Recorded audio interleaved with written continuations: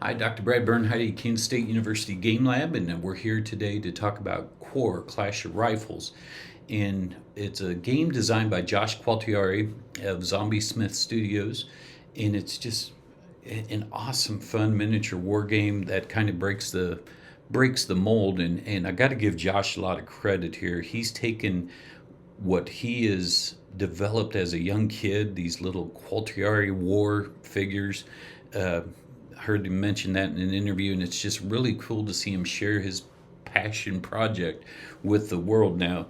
So we got to take a minute and talk about the universe that this is in. So it's a fictional planet, Allwood. There's at least 18 nations on it, 18 different factions.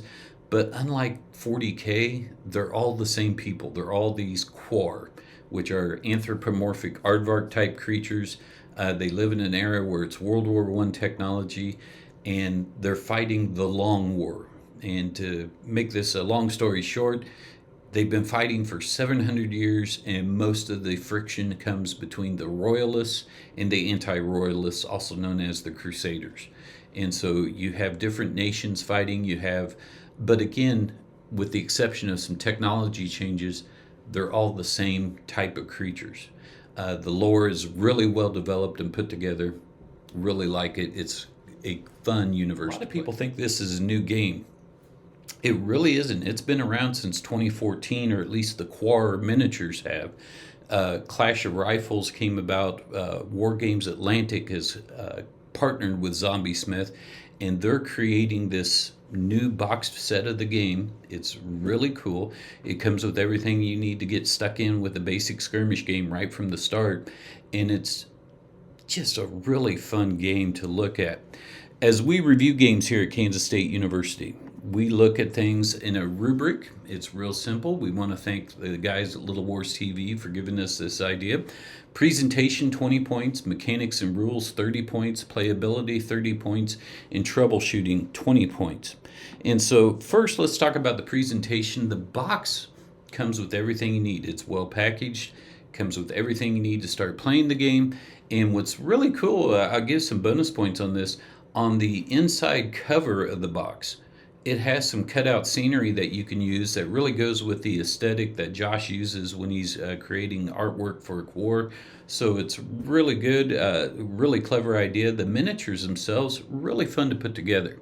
And at zombiesmith.com, Zombiesmith Studios' main website, Josh has some 3D prints that you can order already printed out and add to your core collection, or you can alternatively look for his tribe on one of the 3D printing sites, and he sells the STLs so that you can print them up yourself, which is really cool. Wargames Atlantic is starting to take over some of the mass production of miniatures and they are starting to work on the tractors. That's the core parlance for the tanks. And so you're coming up with everything's adding up, and I don't want to bury the lead there, but the rumor in the gaming world is that Wargames Atlantic is going to produce a new box set for Quar, which is really cool. I'm really looking forward to that to add to my collection as far as that goes. But when I got looking at these guys, it was just, so much fun to get. Presentation overall, I'm going to give probably an 18 out of 20 on. The packaging is really good. It's durable. The box, a little shaky. And then the artwork on the terrain, again, it goes with the aesthetic that Josh uses there. On the tabletop, it'll look a little clunky, but I mean, kudos to them for actually using part of the box to be able to play as far as that goes. Our next category is mechanics and rules. So I know this is going to sound weird. I'm a teacher. I sometimes struggle teaching a game to people. I forget things left and right. I'm getting old.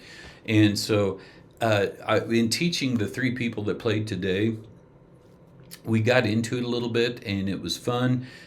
I kept saying, oh yeah, you can do this also, or you can do this also. And then the intuitive part of the game, to hit numbers, you got to roll low on 3d6. Now, that's not a problem for me per se, but it kind of goes against some of that math intuitiveness. I mean, you tend to think, oh, 18, I got it. Wait a minute, your core just died because of gun misfire. That mechanics wise, once you get the hang of it, by the end of the second turn, with the second time through the cards, everyone was nailing the rules. It was real simple as far as that goes. And we were playing the Tool Maries versus the Gwent. The Gwent, we had the scattergun going. We had basically the Harlocks going the rest of the time. We had Doru guns, submachine guns. The Tool Maries, the first game we played, we had mortars going. We had Rishi rifles. We had Harlocks. We had the Bogans. I mean, we were really getting into it. And once they got past that mechanic of understanding, oh, low numbers are good for firing, everything else, you kind of want high numbers, it picked up. And everything went good there as far as that goes. As far as the rules themselves, very nicely done. And to jump ahead a little bit, Zombiesmith and Josh, they've done a wonderful job adding addendums and really clarifying rules, play testing the tractor rules. That's why I'm so excited about the new box set that's coming out. It's going to be really fun, and everything's going to be cleaned up in one place. So right now on the rubric, as far as that goes for mechanics and rules, I'm going to give it a 27 out of 30. It'd be an A for me. They're fun. They're great. They work really good. Playability, as far as that goes, and again, we define playability as: do you want to play it again? And is it going to be a different experience? Can you take what you've learned from prior times and see how it turns out? And Clash of Rifles is really playable. As far as a fictional game goes, I don't want to call it fantasy because, and let's get to the theme of it. It's anthropomorphic aardvarks. I call them aardvarks. One of our Game Lab players calls them penguins. In World War I technology, which is a really odd mix, but it works really well. You pick up on the World War I technology and the World War I tactics really quick. And so it provides different tactical problems. It provides different strategic problems. And to quote another podcaster, as far as that goes, I mean, you kind of fall in love with these guys and you're kind of down when they get taken out. So I think this game really has an opportunity to be really good, really playable. It was a little crunchy as far as a couple of the players go. They were like, a little bit of extra math in it. I'm like, come on, it's adding 3d6. It's not that hard. So playability, as far as that goes, I'm going to give it a 27. I think it's really good, and I think it's very playable as far as that goes.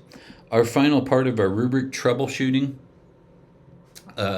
I don't know how Josh Qualtieri sleeps or when he sleeps, because the game itself, you have all sorts of addendums that have been produced, not to correct errors, but to provide another faction, to provide other rules that expand upon it, and really produce some clever ideas as far as that goes.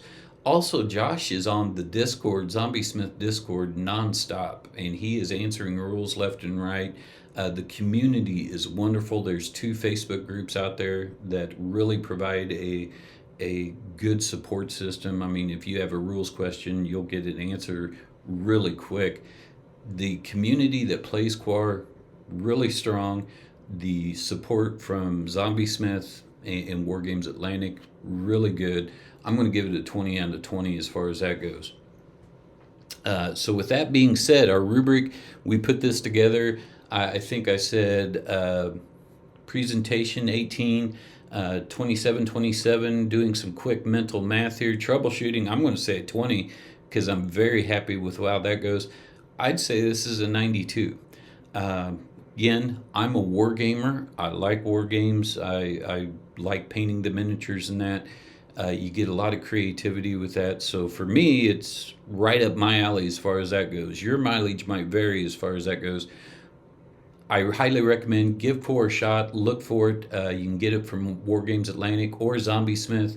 And again, that new box set, there is a lot of excitement about it. It's going to be really, really good. Thanks for checking it out. Hope we can see you sometime again at the Game Lab, and keep looking for live streams and other ideas that we got going. Thanks. Bye.